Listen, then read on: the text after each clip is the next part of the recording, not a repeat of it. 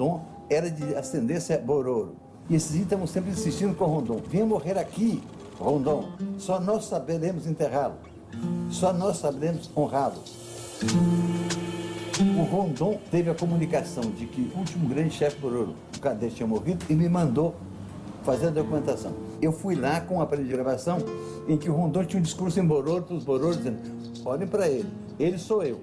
Olha, os olhos dele são meus olhos. A fala dele é minha fala. Os ouvidos dele vêm me dizer aqui tudo que vocês disserem a ele. Deixem ele participar totalmente da cerimônia do Cadete.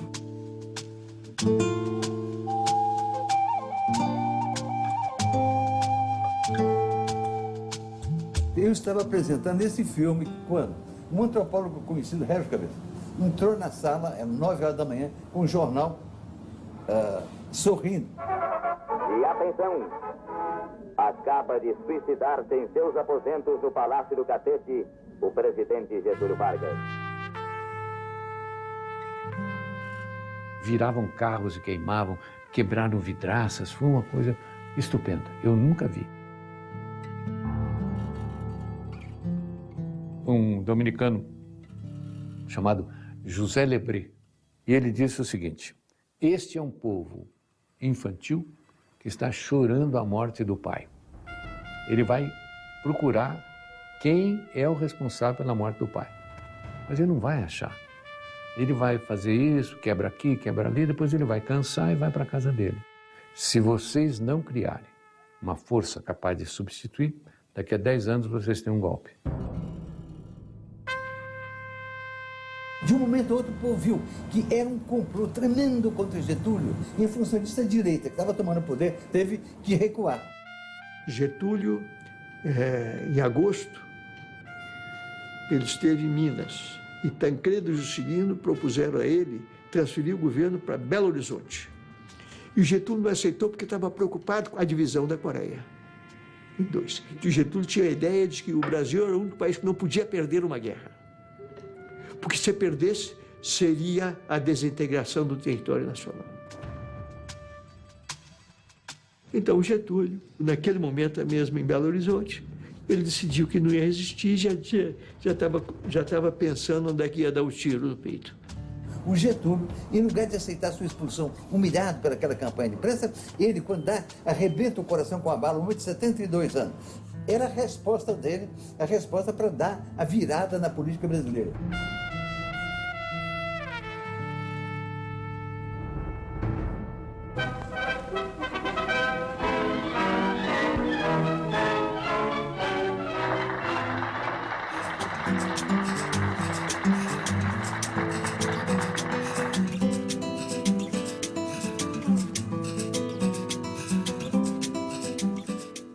Darcy faz parte de uma geração que tinha um projeto de nação muito consistente. E para o Darcy, sem dúvida alguma, na construção dessa nação, a educação era o eixo central. Mas a gente tinha um problema secular. Nós tivemos uma elite completamente trituradora, completamente irresponsável, completamente predatória. E quando ele encontra o Anísio Teixeira, ele vê aquele fervor que o Anísio tinha por um projeto de democratização do Brasil pela universalização do direito à educação.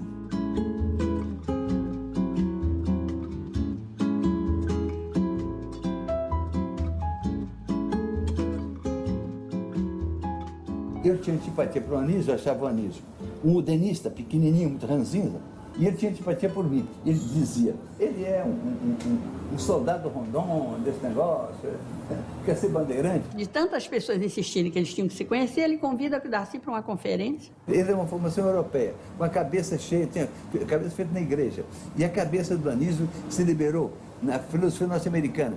Então, era uma pessoa pelo qual não passou nenhuma informação sobre índio nunca. Meu pai vai ficando extasiado com a fala de Darcy, começa a falar assim, balbuciar para os amigos, são os gregos, os índios são como os gregos. Houve uma espécie de paixão. Depois foi paixão da minha vida inteira, a minha pelo Anísio e dele para mim. Meu pai e Darcy era pai e filho. Era incrível a relação. Ele tinha em Darcy uma projeção assim.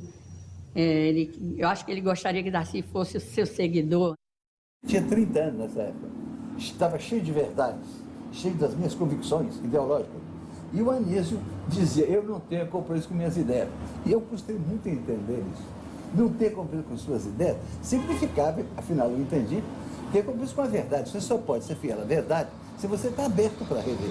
Mas se você está cheio de certeza, vomitando sua certeza, você não verá a verdade nunca. Eu gostei muito de entender essa delicadeza do pensamento do Anísio. Ele diz, Anísio me ensinou a pensar e a duvidar.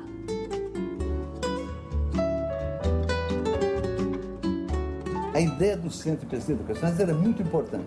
Colocar centros dentro das principais universidades para forçar as universidades a assumirem como problema delas também o ensino primário, que é a coisa fundamental. O Brasil, a defasagem entre o desenvolvimento da sociedade e o desenvolvimento da educação é total. A Argentina, Uruguai e o Chile fizeram isso muito melhor do que o Brasil, muito melhor. O Brasil teve educação superior equivalente, e talvez até superior, mas sem base. E essa base só piorou de 30 para cá. Daí a luta de um homem como Darcy, que devia ficar desesperado com isso. A aposta dele era na educação infantil e não na educação de adulto. Ele disse, eu não tenho nenhum problema com a dívida que a sociedade tem com os adultos, só que se o recurso é escasso e se ele for dirigido para o adulto, nós estamos replicando a sociedade analfabeta.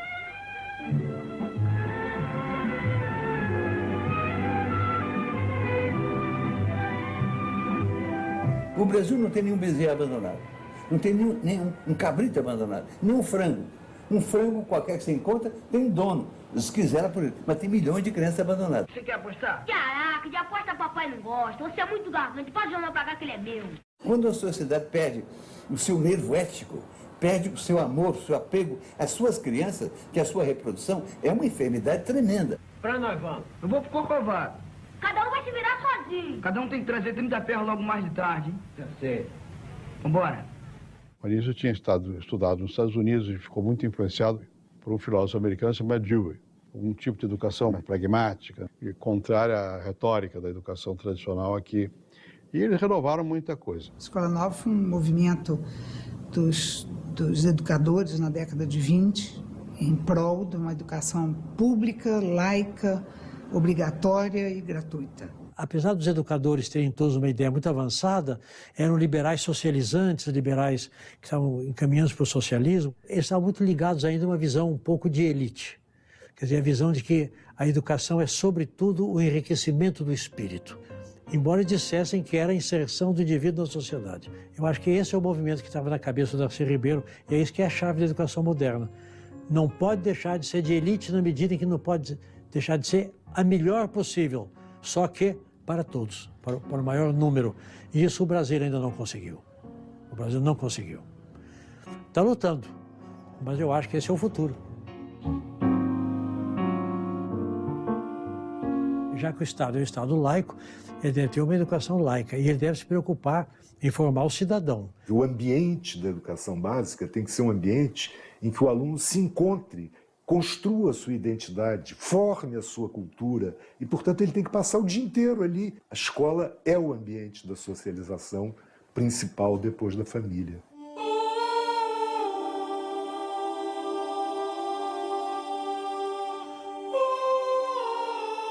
A igreja exige que o Anísio seja expulso do INEP. Achavam que ele era esquerdista demais para dirigir o principal órgão de pesquisa do Ministério da Educação. A igreja era a inimiga número 1 de Anísio Teixeira, embora Anísio Teixeira não fosse inimigo da igreja. Porque a igreja queria influir, queria, digamos assim, dominar as escolas. O presidente tinha mandado demitir o Anísio a pedido do Dom Helder por exigência dos bispos. Os bispos fizeram aquele manifesto contra Anísio Teixeira, liderado por Dom Scherer, lá do Rio Grande do Sul, né? E Darcy teve um papel fundamental nesse episódio. Eu fui procurar isso, você não pode demitir. O Anísio estava na CAPES.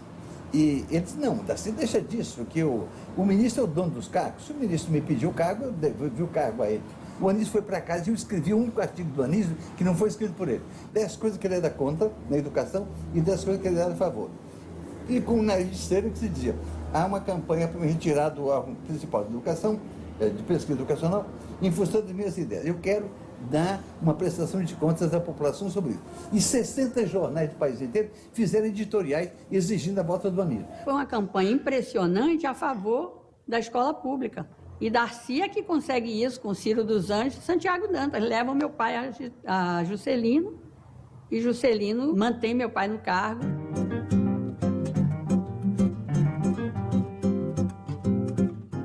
Darcy era um vulcão de pensamento, mas era um sonhador, né? E era bastante destemido. Ele ousava muito. Meu pai ousava, mas com o pé no chão. E achava que era pela fala e pelo pensamento que você conseguia resolver os problemas. Mas nessa hora do bicho, se não fosse Darcy, eu acho que meu pai teria sucumbido ali, porque a pressão era muito grande. Isso aprofundou também muito a minha relação com o Anísio. Eu passei a ser vice-presidente do INEP com ele.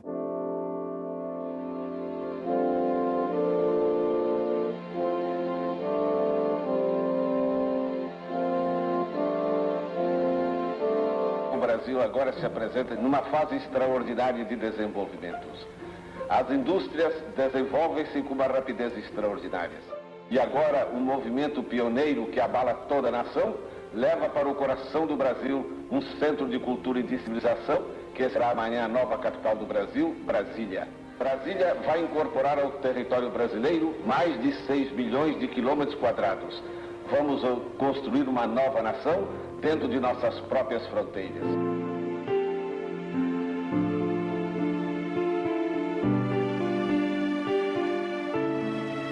Pediram ao Anísio um plano para educação primária e média em Brasília, que o nosso serviço da UNEP fez. E eu comecei, nessa ocasião, a lutar para uma universidade.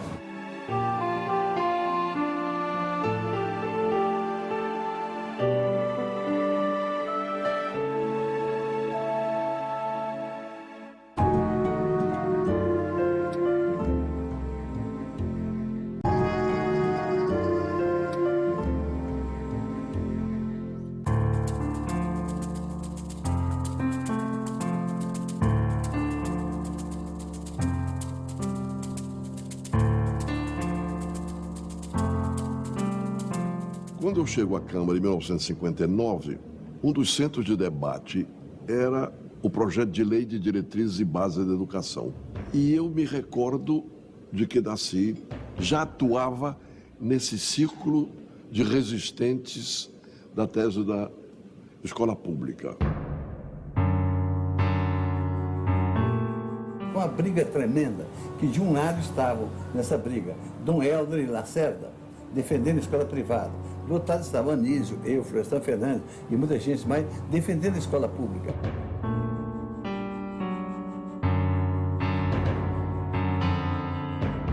Florestan, o Antônio Cândido, o Hélio Fernando Azevedo, o Júlio Mesquita. Eu participei também ativamente dessa campanha, que a educação primária, fundamental, tem que ser pública. E ganhou, essa tese ganhou. Não implicava isso em negar a validade para a escola privada, mas que isso não pudesse significar recursos a menos para a escola pública, que, além de laica, era extensiva a todos, a gregos e troianos. Esse projeto de nação, que era muito claro nos anos 50, nos anos 60, ele hoje desapareceu totalmente. Era um mundo com a ideia de progresso desenvolvimentista, mas que entende que cabe ao Estado garantir os serviços públicos mínimos, o bem-estar da sociedade. E nesse momento a educação é vista por todos como um direito. O conceito, de direito foi substituído pelo conceito de investimento. É inadmissível que em pleno século XXI nós tenhamos uma visão tão pequena, tão atrasada de escola. Porque você, em vez de colocar professores, educadores, cada vez mais são secretários e ministros, economistas, homens e mulheres de outras formações que nunca entraram na escola pública e não têm a menor ideia de que é uma educação básica.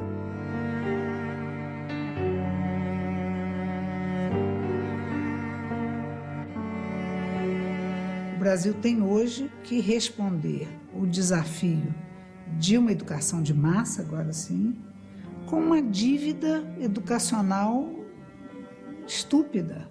Como a sociedade contemporânea alterou completamente o padrão de interação. As nossas escolas são acostumadas a um padrão de ensino e de aprendizagem que não tem nada a ver com essa dinâmica hoje mais.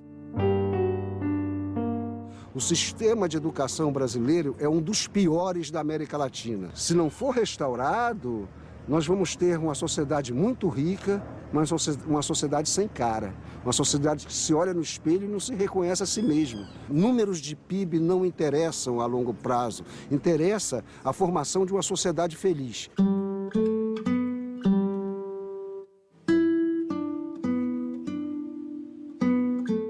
Quando Rondon está morrendo no Rio de Janeiro, chama Darcy e Rondon pede para ele voltar e assumir o SPI.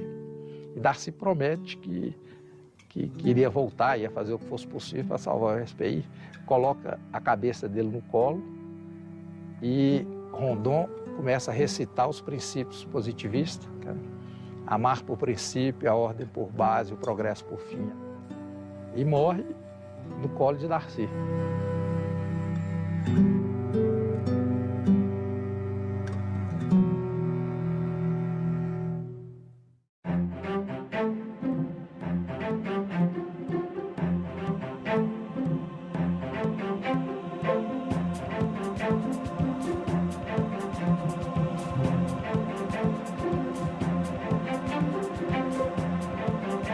O que era o Brasil dessa época?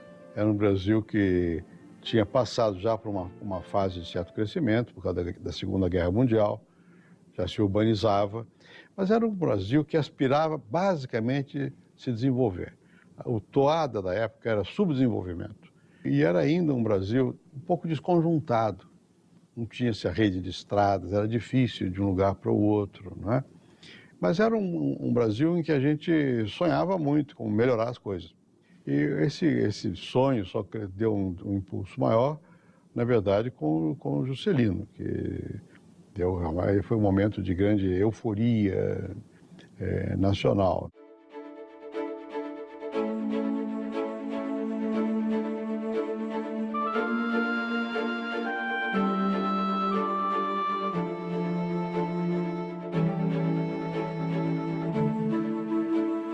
A luta para criar a Universidade de Brasília foi terrível, porque havia oposição também.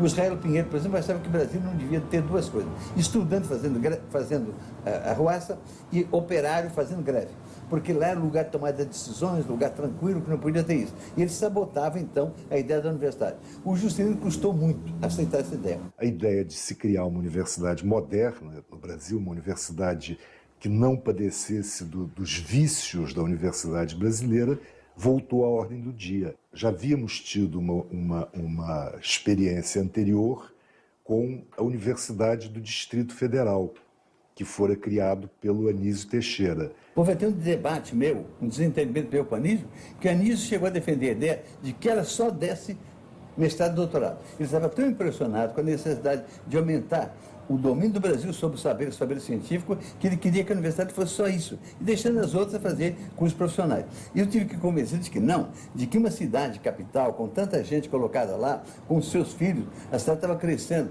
A cidade não aceitaria não ter uma universidade. Mas os melhores alunos dele retinha por 3 anos, depois por mais anos, para fazer deles mestrado, mestres, e para fazer com eles o doutorado.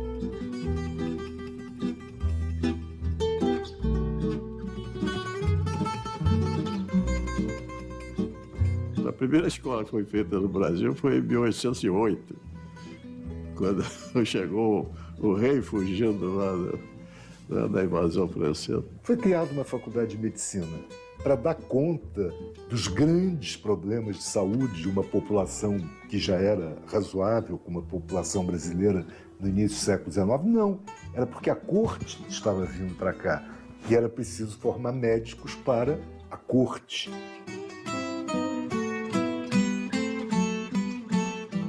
A universidade brasileira tem essa origem ruim. Quando se cria a universidade no século XX, é uma mera colagem das escolas de nível superior que existem. Então, assim, a gente não tem essa tradição universitária. Há uma dificuldade muito grande de sair dessa situação de colonizado. Então, na hora de ensinar, a gente acha que o melhor não é o que nós andamos, que nós sabemos, que nós realmente vivemos. O que um outro, né, que consideramos civilizado, é que sabe. Nós não sabemos. O grande rompimento com a Universidade de Brasília foi esse. Se destacavam nas áreas da ciência ou do conhecimento, né, nas áreas de humanidades, eles congregou em Brasília para fazer uma universidade exemplar. Quando ele fez a Universidade de Brasília, ele veio a São Paulo. E ele queria arrematar o grupo todo de sociologia, levar para Brasília. Nós não fomos. Aí ele brigou, ele não gostou nada disso, sobretudo de mim, que ele achava que eu ia capitanear a ida para Brasília.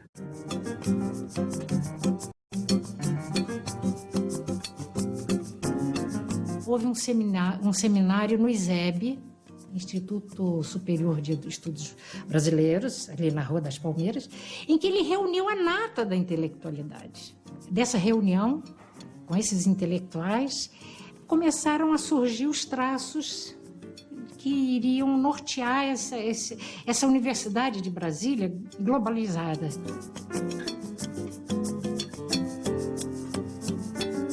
Além dos institutos e das faculdades profissionais, a universidade tem uma série de órgãos complementares. A biblioteca, o centro esportivo, que é importante para a universidade, uma rádio, televisão que nós estamos montando e, sobretudo, a prefeitura do campus, porque tínhamos casa para professor, casa para estudantes. Assim que foi concebida a Universidade de Brasília. O Oscar propôs, e o Darcy imediatamente topou, reunir todos os institutos da universidade num único edifício, com 500 metros de extensão, e que hoje constitui um dos exemplos assim de campus universitário mais vivos, mais cheios de expressão. Eu sempre que circulo ali pelas varandas gigantescas do Minhocão, me imagino assim como se fosse os passeios dos gregos para ouvir filosofia assim à sombra, né?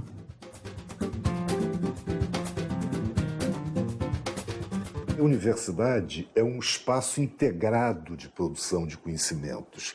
Quer dizer, a fragmentação do saber não gera verdadeiras universidades. Né? Então, a ideia era construir uma universidade com institutos básicos nos quais os estudantes tivessem uma formação, ainda que orientada para determinadas áreas do saber, mas que o conhecimento fosse fornecido na sua universalidade. A Universidade de Brasília queria realizar algo que a USP não realizou, a partir da interdisciplinaridade. Quer dizer, a junção de todas as disciplinas como aquele chão básico em que o homem ia escolher a sua profissão, mas muito mais do que a sua profissão, a sua inserção no mundo. E isso dizia respeito ao Darcy. Era um projeto absolutamente inovador, né? Porque nós vivíamos em universidades que eram verdadeiras federações de unidades, não é? Uma faculdade de medicina com a sua rigidez, uma faculdade de engenharia, uma faculdade de direito. Outra função da universidade era dar a Brasília capacidade de conviver com as outras universidades do Brasil e do mundo. Ou seja, a universidade, juntando um corpo de sábios, permite que uma cidade se comunique com o mundo e se integre na civilização, sobretudo na civilização presente e na situação emergente, cuja linguagem é ciência e tecnologia. Então a universidade ia representar um papel muito importante para o país.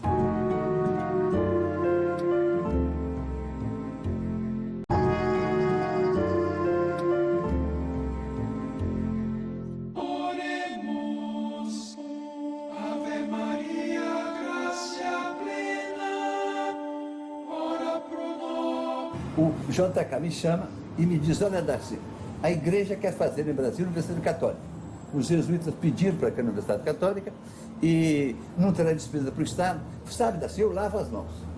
Eu conhecia meu companheiro, Juscelino, já estava do lado dos jesuítas. Eu com a universidade pronta, a universidade pensada por mim e por cento e tantos cientistas, o melhor do Brasil. A SBPC é que tomou em suas mãos criar uma universidade da ciência e da técnica. Então nós todos empolgados. Brasília queria a oportunidade de uma universidade para dominar o saber humano, para o saber poder ser utilizado para dar categoria à cidade e para diagnosticar os males do Brasil e encontrar saída do Brasil.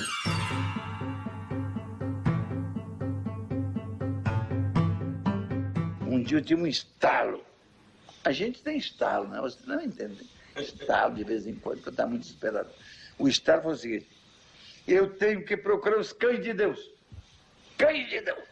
Dominicani. Cães de Deus. E fui para São Paulo procurar os dominicanos. E foi o Matheus Rocha, que era o geral dos dominicanos. E disse: olha, eu venho propor uma concordata. Está aqui os papéis, você leva para o Papa. O Papa era João 23.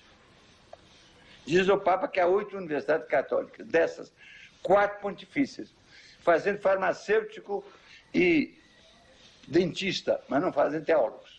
E eu proponho fazer no Instituto de Teologia Católica, numa universidade do Estado, que será o primeiro, depois da Revolução Francesa. É uma virada.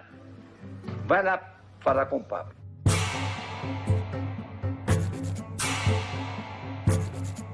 Topou, mandou para mim as obras dele com a dedicatória, em couro marroquino, uma coisa bonita. E eu disse: mas cadê a carta do Papa? Ele disse: Papa não quer carta. Eu disse: cadê a ordem do Papa? Não tem isso não. Isso o que que tem? Ele disse: olha, se tem o seguinte, a igreja toda sabe que não há universidade católica em Brasília, que o terreno está livre para você. Então eu cheguei e contei o seguinte: olha, presidente, que a católica não existe mais, só a minha agora. Esse pedaço é impossível. Isso é verdade. Contei a história então a ele, e ele rindo, achei espantoso. Então a universidade chegou a ser criada graças a esse pacto. O Frei Mateus foi para a Alemanha, para os países, conseguir dinheiro, construiu o prédio básico do Instituto de Teologia, que eu fiz do Frei Mateus vice-reitor da universidade. Até num certo período, ele respondeu pela reitoria da Universidade de Brasília, já quando estava funcionando plenamente.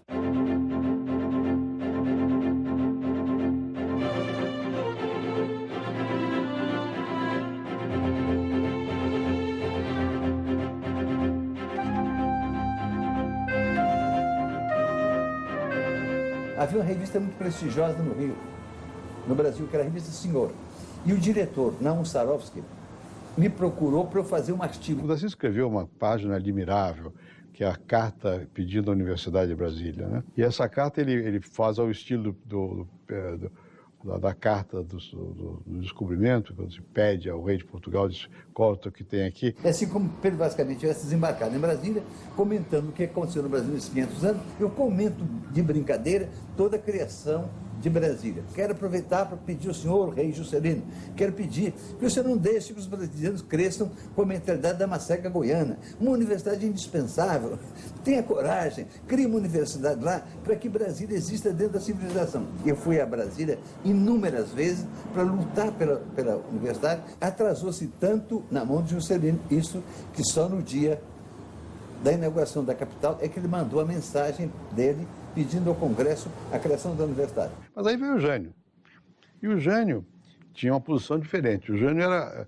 Juscelino não tinha uma visão econômica ortodoxa, não tinha visão econômica nenhuma. Ele queria fazer coisas, né? O Jânio chegou lá, tinha um caos, dívida externa, inflação. Ele apertou a economia. E aí produziu uma freada enorme, né, na economia brasileira e tal, e o Jânio ficou muito mal visto. Jânio Quadros me deu um grande apoio, mas dependia do Congresso Nacional. Mas só no dia da queda do Jânio, quando o Jânio renuncia, é que a Universidade de Brasília, de fato, começa a ter existência legal.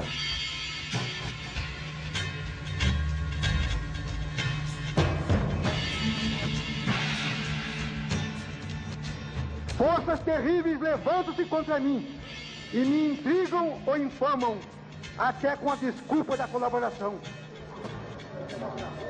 Ao Congresso Nacional, nesta data e por este instrumento, deixando como ministro da Justiça as razões de meu ato, renuncio ao mandato de presidente da República. Jânio Quadros.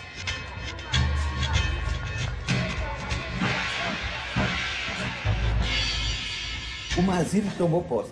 Eu cheguei no Congresso e vi aquele ambiente de perplexidade. Não tinham coragem de fechar a sessão, porque não sabiam se podiam abrir depois, se os militares iam tomar conta. Naquele momento aí, eu cheguei atrás do presidente do Congresso, que era Sérgio Magalhães, e disse: "Ô Sérgio, põe em discussão o projeto da Unidade do Brasil, que está no número 18 horas do dia." Ele disse: "Você está louco?" Eu disse: "Eu sou o único que tem juiz aqui." Muito sagaz. Ele percebeu. E disse: "Olha, desce lá, assim, e pede um líder para pedir para passar para a primeira ponto da ordem do dia." Eu disse: quando eu estava falando com o José de Castro, no meio da minha fala, José não tinha falado ainda, o Sérgio disse: requerimento do deputado José de Castro pedindo para passar para a ordem do dia a discussão de questão da Universidade de Brasília. Todo mundo olhou: que doido. Mas perceberam. E está aprovado, e começou a ser discutido na Universidade de Brasília.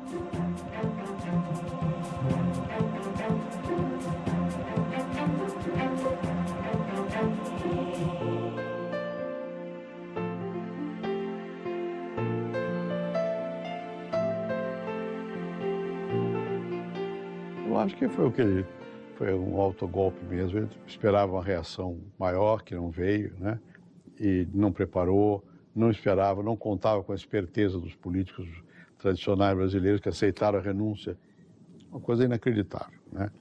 O fato é que ele caiu fora, ele renunciou e tal. E aí aquela luta enorme, quem é que vai assumir, não vai assumir. Quando os 3 ministros militares declararam que não davam posse ao vice-presidente, era, portanto, uma coisa extremamente perigosa. O Jango era o que mais se destacava e estava numa ascensão política vertiginosa. Vão impedir que esse cara chegue aonde possa incomodar mais a gente. A legitimidade absoluta da vontade do povo em querer elegê-lo.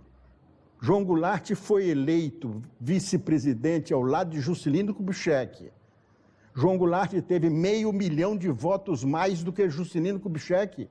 Posteriormente, quando ele foi candidato a vice-presidente com o lote, ele teve muito mais do que 1 milhão de votos acima do candidato a vice-presidente do Jânio Quadros. Praticamente foi uma campanha educativa, quer dizer, a Constituição permite que eu vote num para presidente e no outro para vice-presidente. Uma jogada de marketing fantástica. O Jânio Quadros, super popular. O Jango, quer dizer, pelo passado de apoio a sindicatos e a luta pelo trabalhador, como eles chamavam, se ajustou ali como uma luva e deu certo.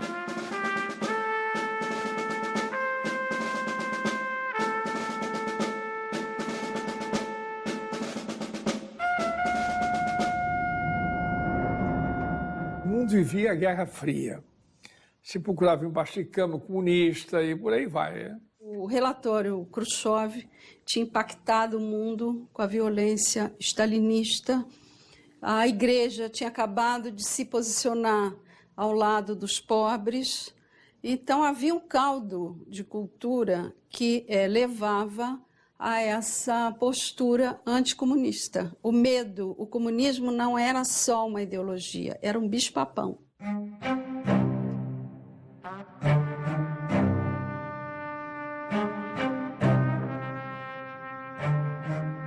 O grande medo era que a América Latina se transformasse, fosse contaminada pelo socialismo cubano. Houve declaração dos ministros dizendo não se dá posse ao presidente da República, se ele vier será preso. O desrespeito à dignidade da nação brasileira. Uma declaração dessa natureza. O Brizola montou uma rádio nos porões do Palácio e, através do rádio, que era o único veículo a que o povo tinha acesso, ele mobilizou a opinião do Rio Grande do Sul. Há uma tal expectativa de que dali pudesse surgir um movimento abrangente no país que alarmou, obviamente, os militares que tinham tido a audácia de vetar a posse de João Goulart, não é? E chegam ao extremo de determinar a base aérea de Canoas, no Rio Grande do Sul, para bombardear o Palácio Piratini. Teria sido uma tragédia única na nossa história. Quem impede isso? Os sargentos. Foram os sargentos da base de Canoas que furam os pneus dos aviões, que retiram as peças-chave que o avião necessitava para poder sobrevoar. e os aviões não puderam decolar. Pessoas que eram radicalmente contra o Jango, todo mundo se aliou e essa mobilização e a incorporação de todo o Rio Grande do Sul ao movimento fez com que os militares pensassem duas vezes, né? E abriu o caminho para a volta do Jango. Aí vem a possibilidade introduzida pelo Congresso de uma solução que é uma solução de parlamentarismo. Ali houve um acordo político entre o Jango, o Tancredo e o Aurmar Andrade falando em nome de um grupo muito forte na Câmara, que o parlamentarismo seria temporário e que depois se encontrariam a melhor maneira de restabelecer o presidencialismo. Ele seria presidente de uma nação parlamentarista. O João Goulart tem a audácia de admitir isto. Através de uma complacência do presidente João Goulart, que eu hoje respeito, na época eu me opus, aceitando o parlamentarismo para evitar a guerra civil que era inevitável com o levante do Rio Grande do Sul, ele, ao vir de Porto Alegre para tomar posse, os oficiais da aeronáutica em Brasília montam um esquema para derrubar o avião, para impedir que o presidente João Goulart, em pleno voo, chegasse a Brasília, porque eles bombardeariam o avião. Chamou-se Operação Mosquito. São duas versões que explicam por que a operação não se deu. Eu tenho uma que resulta do meu contato direto com os sargentos da época. Nós aprendemos a lição de Canoas. Nós faremos o mesmo. Os aviões não vão sobrevoar. Bom, eu mandei comunicar ao presidente Mazzilli, que era o presidente em exercício na época, o que eu tinha acabado de ouvir. E, para meu espanto, o presidente Mazzilli reconhece que, de fato, estava em marcha esta operação. O que eu quero dizer é que os sargentos, outra vez, já então em Brasília, assumem um papel que vai muito além da sua condição de sargento.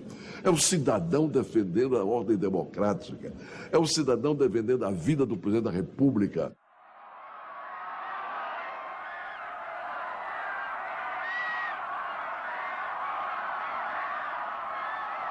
Jango se fez sucessor de Getúlio, por méritos dele. Um jovem estancieiro muito rico, engordava 20 mil cabeças de gado por ano, podia continuar na sua vida aventurosa e bem-sucedida, mas o convívio com Getúlio o foi chamando para outras tarefas. Uma tarefa que era o Brasil, que era o trabalhismo, que eram os trabalhadores. Eu sou suspeito para falar, sou sobrinho dele, e ele sempre foi um tio amigão. Tanto que quando a minha mãe me pediu para escolher um padrinho de crisma, eu escolhi ele. E é um homem que, como Getúlio, marca para sua carreira política marcado por essas duas dimensões: o amor do povo e o ódio das classes dirigentes. Ele era muito simpático, as pessoas que não gostavam dele, depois de uma entrevista, saíam geralmente encantadas. Quem pedia entrevista, que ele tinha algum interesse político, ele concordava logo, porque ele sabia que era uma arma poderosa, o charme dele, era muito charmoso, danado. O Jango era um sujeito muito bom também, bom de sentimentos, ele gostava de ajudar as pessoas e, enfim, um cara legal. Jangar é muito mais do que votar, eu vou jangar, é Jango, é o Jango Goulart. Pra vice-presidente a nossa gente vai jangar, é Jango, nosso Jango Goulart.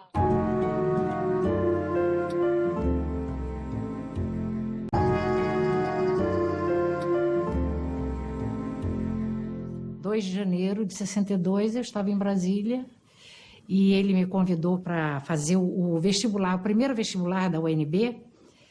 Se não colocasse alunos naquela universidade, ele não teria o dinheiro para construí-la. Ajudamos na elaboração do vestibular e ele construiu o primeiro prédio da UNB, que era o prédio da reitoria, em 45 dias, e as aulas começaram. Havia dificuldades no início da universidade, de salas de aula. Então, deram o mesmo horário para Agostinho da Silva, o humanista com domínio científico, e ao Salmeron. O Salmeron veio de Paris para assumir a direção do Instituto de Física, e ele disse assim, não, eu sento aqui e vamos ouvir o que o professor Agostinho tem que dizer. Então um dos alunos disse assim, mas ele está dando uma aula de literatura, e nós queremos é física. Então Agostinho da Silva disse, não seja por isso. Nesta aula sobre o Zen do pensamento de Fernando Pessoa, ele falou sobre a física quântica. Todo mundo saiu fascinado. Então, esse era o sentido que a universidade pretendia. A junção das disciplinas em busca do conhecimento.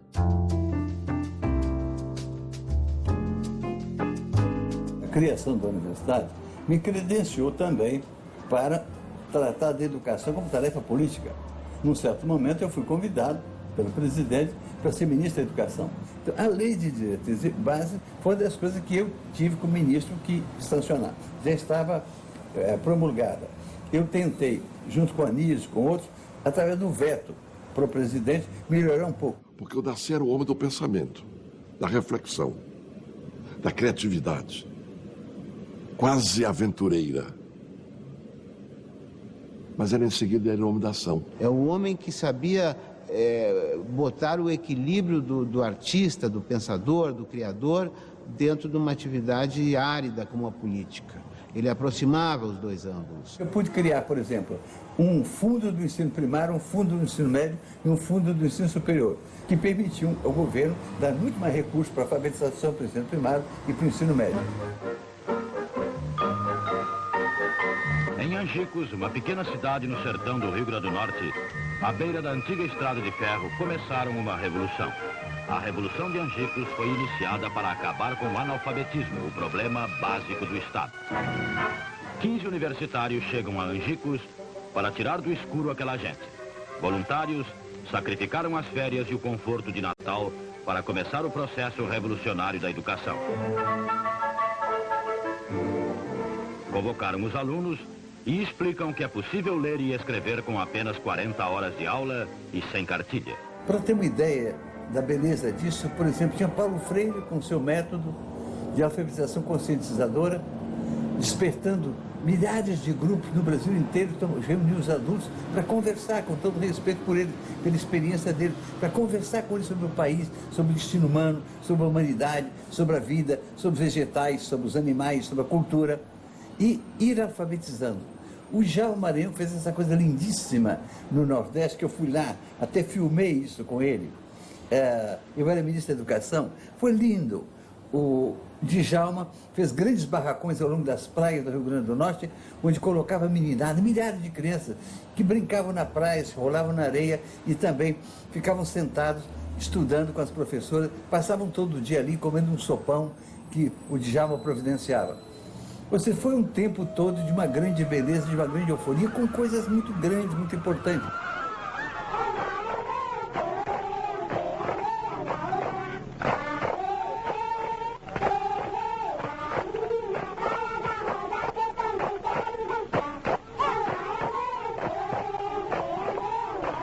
A educação sofreu uma verdadeira deterioração com a ditadura.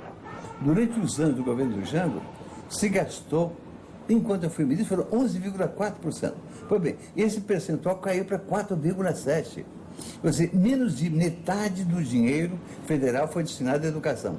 O efeito disso foi desastroso, porque, de fato, a ditadura, por seu caráter retrógrado, nunca teve interesse real na alfabetização da população.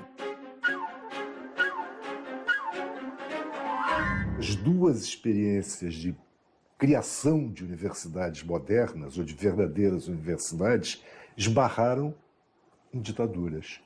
A de 35, do Anísio Teixeira na ditadura do Estado Novo, a do Darcy na ditadura militar de 64. A Universidade de Brasília foi massacrada em 1964. E a coisa que eles mais odiavam é a teologia católica, que achavam que era a comunhão dos comunistas com os católicos. Então, tocaram fogo no prédio do Instituto, depois as ruínas venderam para a prefeitura, acabaram. O Frei Mateus caiu numa tristeza tremenda. Essa universidade era o nosso sonho. era e é o sonho da intelectualidade brasileira, essa universidade se perdia. No dia 9 de abril de 64 eu fui preso, de modo que começou bem. Fiquei 19 dias preso, os outros 11 professores presos foram quase todos demitidos. O primeiro reitor que mandaram para lá, depois do golpe, foi o Zeferino Vaz, que era um homem sério. E tinha criado uma grande faculdade de medicina e percebeu a importância de Brasília. E ele tentou salvar a universidade, negociando com o Castelo Branco. Ocorre que ele viu que era impossível, a tensão que havia era tão grande que ele se retirou. E assumiu aquele coronel ou capitão de mar e guerra, e demitiu logo Pompeu de Souza e mais 3 da cúpula da universidade, os herdeiros do Darcy Ribeiro. A pressão policial foi tão grande que ocorreu uma coisa muito feia. A polícia prendeu um grupo de professores do mais alto padrão, professores que vinham de universidades estrangeiras, professores do mais alto padrão. A polícia manteve a noite inteira nus para humilhá-los na delegacia. Então nós, professores, 200 e tantos professores, pedimos demissão em solidariedade a eles. Foi a grande diáspora da Universidade Brasileira. Foram com a mão na frente e outra atrás, deixando casas, mobílias, tudo, para procurar emprego pelo mundo afora. Eu não sofri a perseguição política, mas sofri a degradação da inteligência. As pessoas que pensavam inteligentemente no Brasil ficaram, evidentemente, marginalizadas. Com a democracia, a universidade assumiu o seu próprio destino. E está tomando a forma que deve ser. Aquela de que o Brasil precisa. Aquela que é regida por um princípio que estava escrito desde o primeiro dia. Nesta casa, ninguém jamais será punido ou premiado em razão de suas ideias.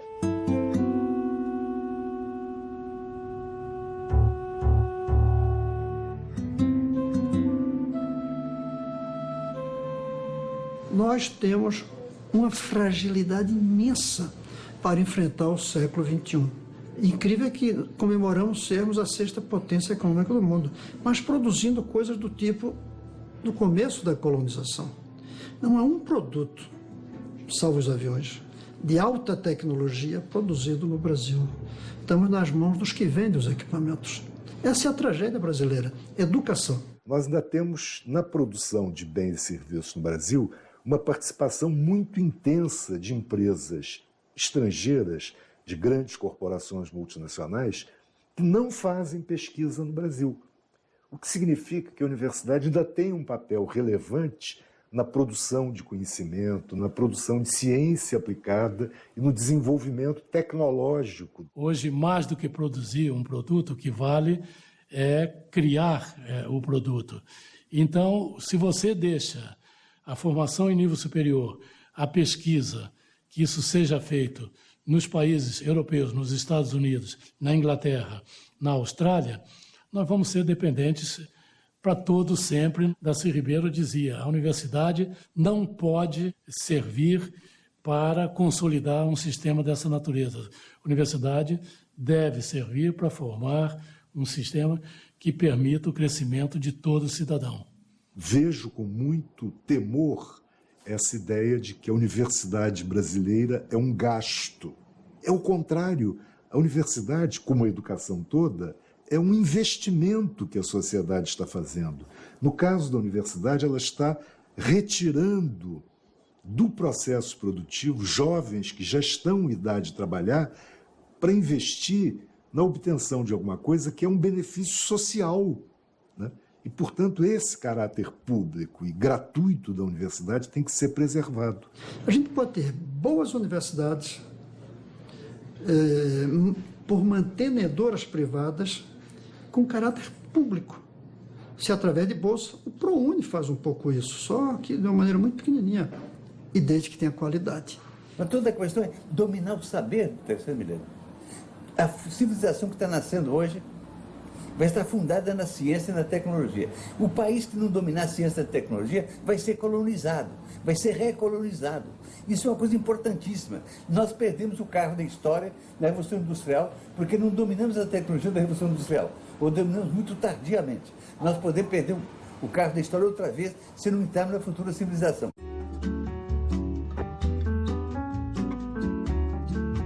Ele é um educador porque ele é um intérprete e porque ele é um grande utopista, um soldado da mudança da sociedade brasileira. Ele não vê na educação uma solução mágica. Há um problema estrutural, há um problema cultural que tem que ser resolvido e, portanto, a educação é importante porque ela dá uma dimensão da cultura e o cidadão educado nesse sentido deverá ser ele mesmo sujeito dessa transformação. São poucos aqueles que a gente poderia chamar de intérpretes do Brasil, mas nessa galeria está o Darcy Ribeiro. O destino do Brasil é aquele que o Darcy Ribeiro pensou. Primeiramente, a identificação com o outro. Logo, o exercício da fraternidade. Depois, a busca do desenvolvimento e da paz.